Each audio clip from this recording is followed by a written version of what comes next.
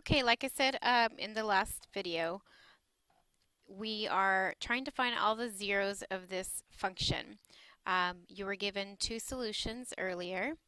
You were given that 2 plus 3i is a solution, therefore its conjugate 2 minus 3i is its solution. After we multiplied the two factors of those two solutions, we got this. So don't forget what factors mean. If I multiply x squared minus 4x plus 13 times something else, it should give you this function. So how will I find the missing factor? How can I find that missing factor?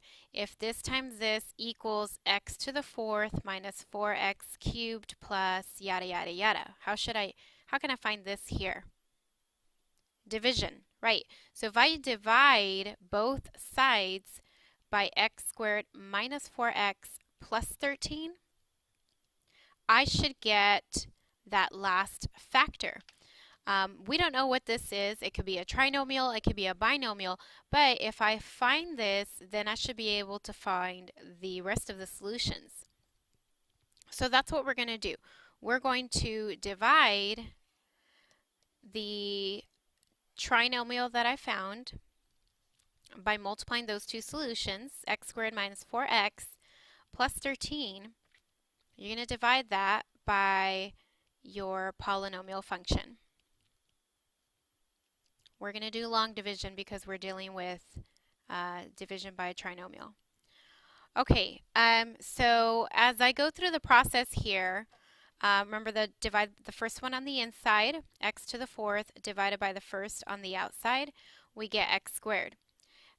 Distribute the x squared, and you get x squared minus 4x cubed plus 13x squared. We have to then switch the signs. Don't forget to switch all the signs. The first two terms, I don't know why I put squared there, it should be 4. The first two terms cancel, leaving you with negative x squared. And you'll have to bring both down because you are dividing by a trinomial. So when you distribute that term on the top, it needs to line up with all three. All right, and then you do it all over again. The first on the inside, negative x squared divided by the first on the outside, which is positive x squared, and I get negative 1. So negative 1 is up here. And after you guys distribute, you will see that there is no remainder. After you switch the signs, everything cancels, leaving you with x squared minus 1 as the other factor. Okay, so what does this mean?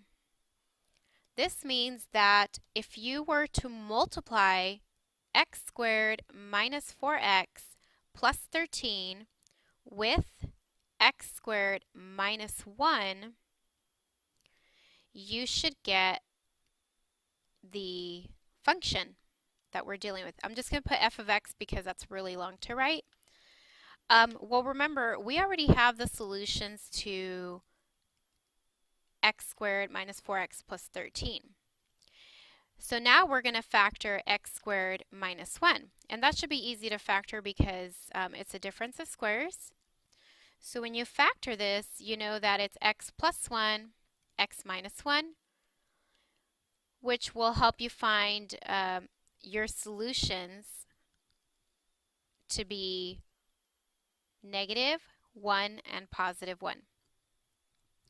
And you have found all of the solutions because, again, you were given that 2 plus 3i. Sorry, I had to go back and check. Oops, this thing's tripping. I don't know why it does that. Sorry. Okay, you were given that 2 plus 3i was a solution, and by the conjugate pairs, you know that 2 minus 3i is also a solution. And we were able to write these as factors, multiply it out, divide it, and then find the other factor and solve for that. If you need more practice on this, you guys can check out example. Hold on a minute. Where is it at? I just had it. Example 6 on page 186. That's a 6, by the way. Page 186. Okay? And most likely you will spend Monday doing this also.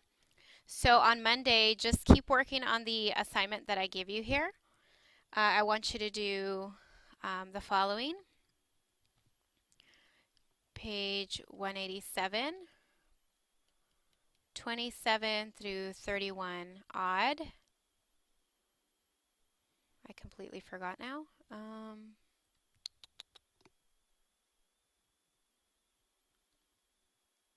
38, 41, 43, and 53 through 58. All on that part. And then, so on Monday, just go ahead and work on both of these sections. I don't want to go over a third section with me being gone. So take your time on this lesson. This lesson does require a little bit of work. And I will see you on Tuesday. Have a good weekend. And don't forget to watch The Walking Dead Sundays on AMC, 8 o'clock. Bye.